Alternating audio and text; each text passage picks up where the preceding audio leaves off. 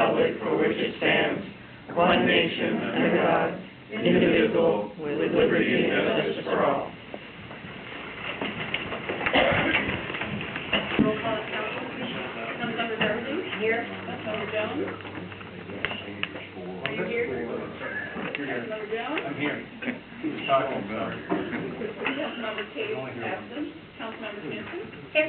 Councilmember Putnam? Here. Councilmember Steiger is absent. And Councilmember Walker? Here. Motion to move and excuse Councilmember Steiger and Councilmember Cade. Second. Any discussion? All those in favor signify by saying aye. Aye. Opposed? My motion carries. So, are there any additions or changes to tonight's agenda? I would like to add an executive session to the RCW 42.30.110, subsection 1G, to evaluate the qualifications of an applicant for public employment. And I think there's probably 10 minutes more. Any action after? Yes, we will be taking action after this. So, it'd be right after F. Or I guess right before F. Right before F, I'm sorry. Okay? Okay, any other changes? Move to approve the agenda as amended. Second. All in favor? Aye. Opposed? Thank you. Next on the agenda is audience participation. First up is Dean Patrick. Go, Gene, go. Wait a minute. I can move it for you. I know, but it's hard being the videographer and the audience participating. Okay.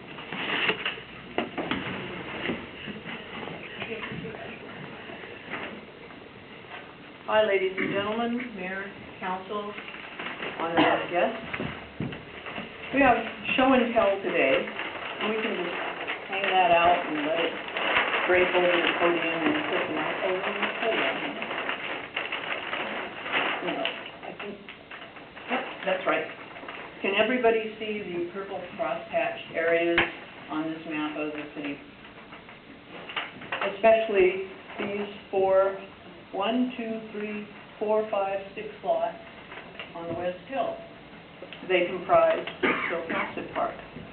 And you're going to have to excuse me if I'm a little bit nervous. I'm rather angry. I've had a trying day, and I've gone through some old pictures and thought about what's been going on for the last 20 years.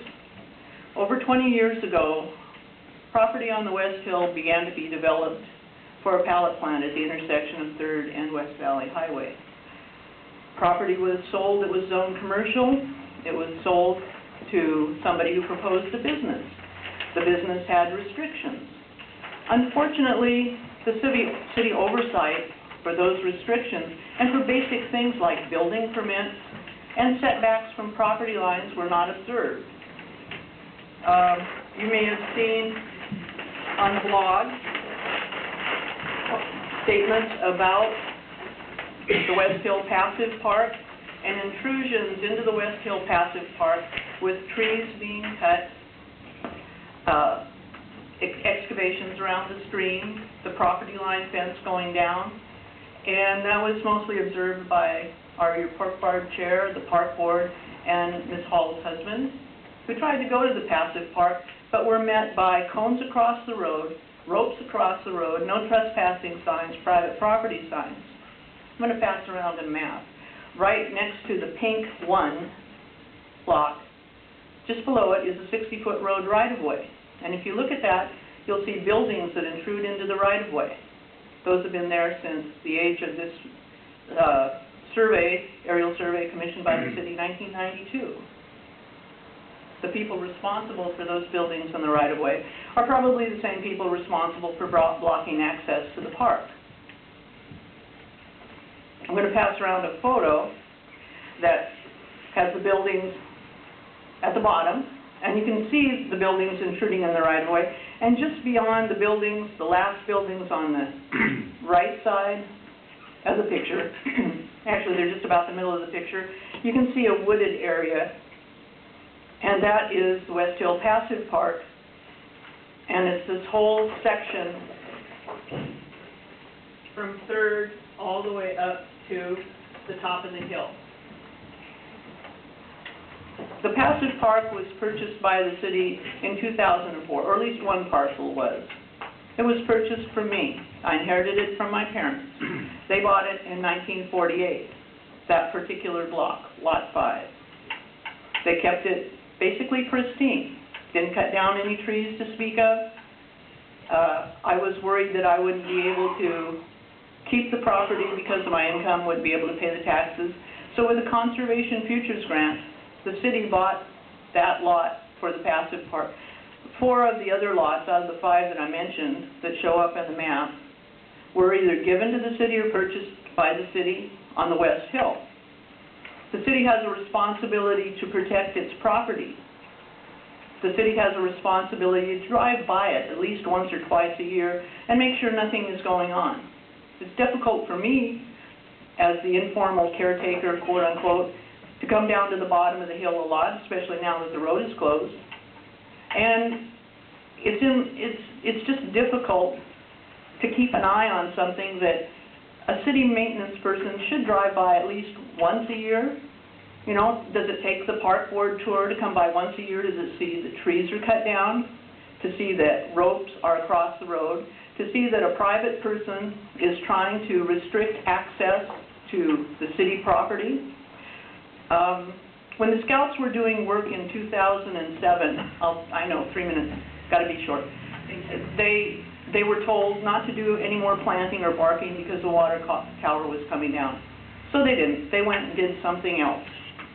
And apparently, people from the city have not checked things since the water tower came down because trees have been cut on city property and things have been changed and the encroachments are still there.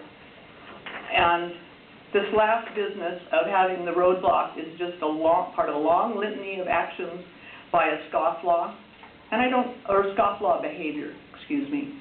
Blocking roads, dumping trash along the city road on my parents' property, digging ditches, having buildings in the right-of-way, no permits, but coming out and intimidating people when they try to use the city park is just too much and it's gone too far. And I implore the council and the mayor and the administration and staff to step up and stop this nonsense, because if it happens for one piece of property, it happens on others. It's been going on for almost 30 years at this one particular location, and the institutional memory of changing of engineers and staff and mayors and council persons means that it could have been stopped years ago if the council had just paid the bill for the survey that they commissioned from Hedges and Ross and gone forward with a lawsuit then. But people like some council people said, oh, it's too much money, it's an outrageous bill, but it's cost the city more in the long run. Thank you. Thank you, Jean. Robert P. Point of order. I'm sorry. I think part of our council rule, I'm trying to find it, that citizen complaint should be directed to staff. It already has been directed to staff. I've gotten emails and I've already directed him to give me a quick I'm not ignoring you. You know, we've had a conversation last weekend about it. I have not ignored you. And I have directed staff to take action, and I asked him to give a full report when he gives his report. Good evening. I'm also concerned about the passive park, about what illegal activities are going to be going on up there. If, Your name and address? Robert P. 102 Alder. Thank you. And just possibly what could be going on up there if nobody's allowed to look up there. I've gone there a couple times, and I've actually seen movement and things like that. And yes, I did feel threatened, so just be nice if somebody did something. Thank you. And I appreciate that, and we're trying to get to the bottom of it. Ms. Hull? Kate Hull, 102 Alder Lane. So, I'm the one who took the pictures, obviously. I'm the flying monkey. I do feel threatened, because in the 7 years I've been on the park board, I've had a gun pulled on me, cops called on me twice, And now they're just videoing me, which is not as intrusive, I will admit that. But the cones are up tonight. I drove by when I came home. I wouldn't go up that road. Even though the rope is down, those cones are up, and I drive a Jeep. My Jeep won't fit between the cones, so I can run them over. But I'd also like to talk about Elsie Park. Elsie is overgrown, and there's no fence around it. And there are people who are trying to keep their houses so nice over there, and then we have a burned-out house. You go over to Sunset. The weeds are now almost as tall as the fence. And again, they're trying to sell their house one house over. If I was going to move into this community, I don't know if I'd want to move into a community where the park has weeds that are taller than my kids. So, and I know that it's almost time to have summer help. So I would just like to encourage us to, as Jean said, why don't we just do a drive-through? Because until I got on the park board and we went on our second park tour, I didn't know that Elsie was a park. I didn't even know how to find it. And if you go to Google, you will find that all of our parks are now on Google Maps, which include the Passive Park and some of the other parks that nobody seems to know about. I mean, Jean can talk about the Passive Park. I could talk about the 3 other parcels that currently have people's driveways, or people are using them for driveways, or people are using them for volleyball courts. So this isn't just one park out of 16. 25% of all of our parks that we can find today, that I can find today, I will say it are being used by unknown people who like to park their cars. And the public cannot use those. And if you step on them, it just isn't the Passive Park people who call the cops on you. I've had the cops called at 2 other parks on me because I was trespassing on private property, which is really community property, but, you know, beyond that. So it's not just one park, we need a come to community meeting to tell these people to get off our parks. Thank you. Thanks. So again, the list that I was given, Yes. it has been turned over to Public Works, and they are addressing those as we go through. And then some of the houses too that you had talked about, there is a list that they have, and there's a process. Yeah. It's a slow process, so we do have a list. If there's anything that you want to check on, if it's being looked at, please feel free to contact Ken, because we have an ongoing list and where we are in the process of notification and moving forward on taking care of those. And may I say something?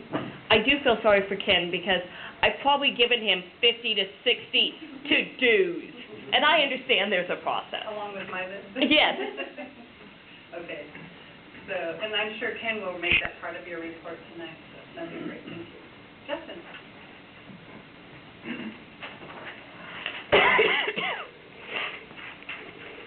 Hello, Justin Newland, 111 3rd Avenue Southeast, right across the street at the post office. Where? Yeah, just gaze out.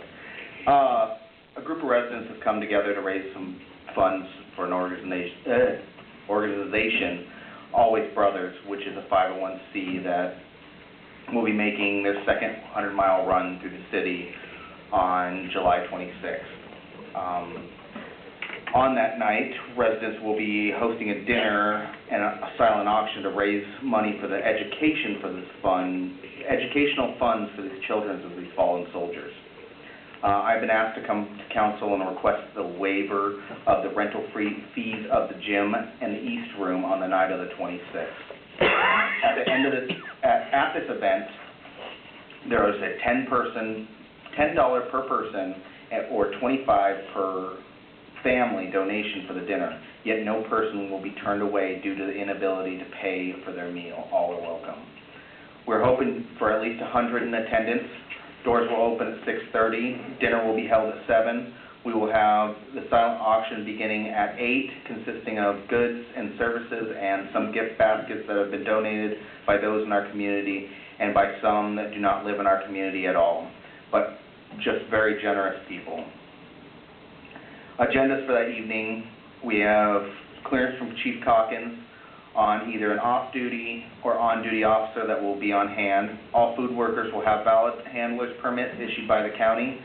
There will be a live band that will begin at 8 p.m. and will adhere to the noise ordinance guidelines.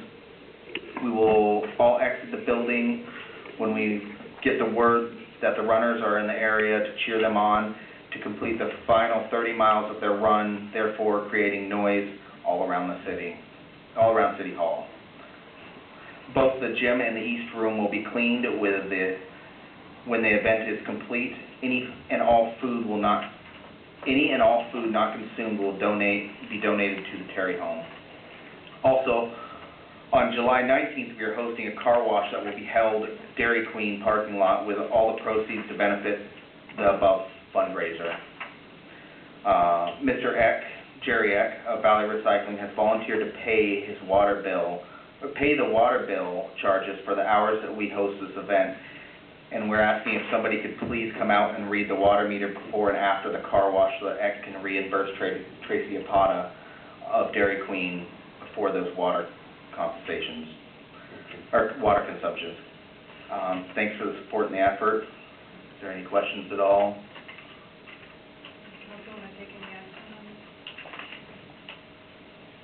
Can we have somebody get their team on Saturday? They do pump checks. You do pump checks. So they would be normal routine we could ask them to do the pump checks. Yeah.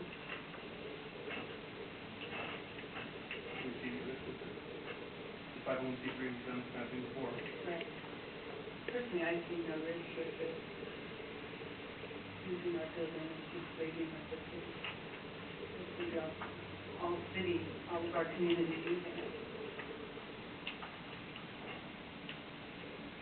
Move to suspend the rules so that we can add an action item under new business to waive the fee. Something we've already, My one question is, we need somebody to read the meter prior to the car wash and then have them come back 4 hours later and read it again. Is that a problem that happens not twice I in don't 20 think minutes? it's going to, I think we can get somebody from the city. Yeah, pump checks normally take them 4 hours. So was there a second to Josh's? Second. Okay. So we'll add this item under 7A, we'll call it 7A, new business for waiving a fee. All in favor of the motion? Aye. Opposed? Okay, motion carries. Thank Thank you. you. Justin will be dealing with it. Okay. Is there any further public comments? Seeing none, moving forward. We'll start off with the mayor's report. And I just wanted to mention that I went to the Association of Washington Cities Conference over in Spokane along with our finance director, Richard Gould. And it was a very educational experience. There were workshops all day Wednesday, all day Thursday, and half a day Friday. They vary from different things on how to communicate with people, and I attended a 2-part workshop on marijuana laws and issues that the state are dealing with and what all the other cities that are dealing with, the 281 cities in the state of Washington. And part of that legislative session, it was brought up about the struggles that the cities are going through on trying to figure out the ordinances. I mean, we're not the only ones, and I'm sure we all know we're not the only cities that having issues and trying to figure out what exactly the rules are and how to, whether to ban it or put moratoriums and what the ordinance looks like and stuff like that. So my suggestion to the legislative person is because the biggest concern all the cities have is none of this money is coming back to the city. You know, the only thing is like B&O taxes, you know, that comes back as far as revenue to the cities for the, what do you want to say, the anticipated extra costs, the concerns that come along with allowing some of these businesses that, you know, may be more police or things like that, or security reasons, and what kind of clientele does that bring to your city, all these issues that were talked about and discussed. And it's really interesting hearing perspectives from the other cities as well. One of the things that I found that I suggested to the legislative person when they go back, because it's still gonna be, because they're still working through the issue between medical and retail. And that's really a big issue. All the cities are struggling with it. And the thing is even the cities that are trying to ban it, is they're finding out that you're not gonna be able to completely ban it. The law is, you're not gonna be able to override the constitutional right. It was passed by the citizens, and so you need to figure out a way to work around some of these things. But my suggestion was they should do a little survey to all 281 cities and ask them how much money they have put out in attorney fees, staff fees, and everything else, trying to figure this out, because in my opinion, the state should have figured it out ahead of time, or at least given us some guidelines, instead of every single city is going through the same thing that we are, and we're trying to talk and work amongst each other to try to come up with common ground, but nobody has common ground because everybody's left on their own devices to figure it out, and that's the frustrating part. It's frustrating for the people that want to open up retailers or growing or production or any of that. It's frustrating on both sides of the aisle.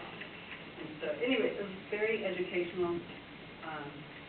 Did a lot of networking with neighboring mayors, council members as well. I really appreciated going. I would strongly encourage next year they're going to be having it in Wenatchee, and if any council members are available to go, I would strongly encourage it. A great opportunity to learn what's going on in other cities and to strengthen you as a council member and how to serve the citizens even better. Part of the AWC conference though was on Friday, I actually toured a grow plant and production.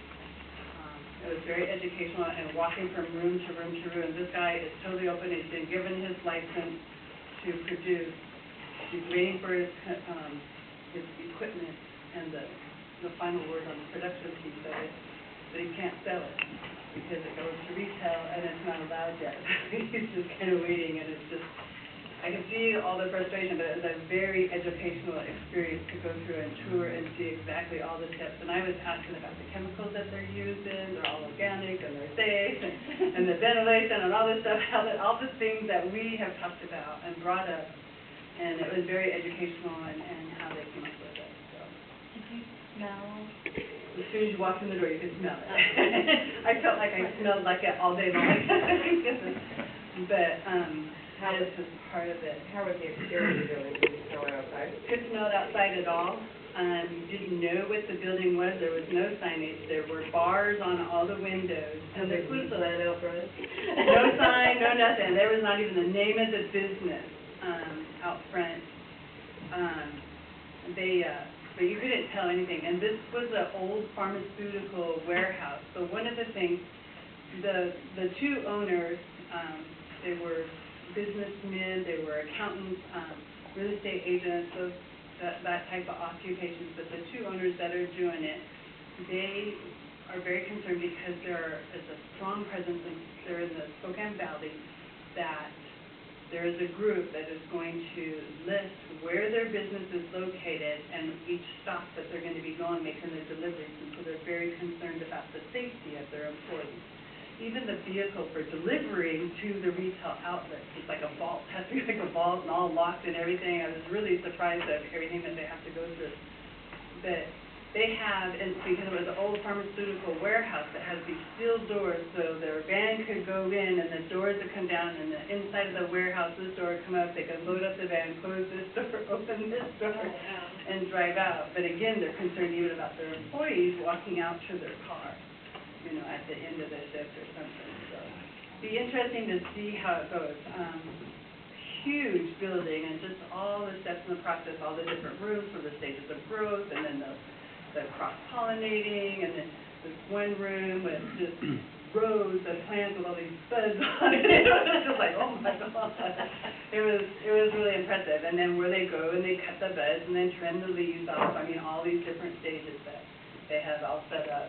It was quite a tour. I was impressed. Anyway, so enough of that. I just want to remind the citizens that next Monday is the 5th Monday. We'll have our Ask the Mayor, very relaxed, informal, come have a conversation, let's talk about some things that are going on in the city. That will be at 6:30 right here in council chambers. And I invite everyone to come. If you have any concerns, I'd be happy to hear them. Anybody that's come knows I take notes, and I try to get to everything that I can, or at least get staff directed on it. And it's great to hear from people, because I don't know unless you tell me. Also, I want to remind everybody, 4th of July coming up, we do have a code. We're not going to have another council meeting prior to the 4th of July. That if it blows up, it's illegal. You'll see the signs around town. Thank you, Bill, for getting those signs out. It's going to be an ad in the Auburn Reporter that Pacific, the Valley Regional Fire Authority, and the City of Auburn are come together, and that's going to be coming out in the Auburn Reporter just to remind everybody of what our laws are regarding fireworks. And so we hope we can keep it a safe and sane 4th of July. So with that, ends my report.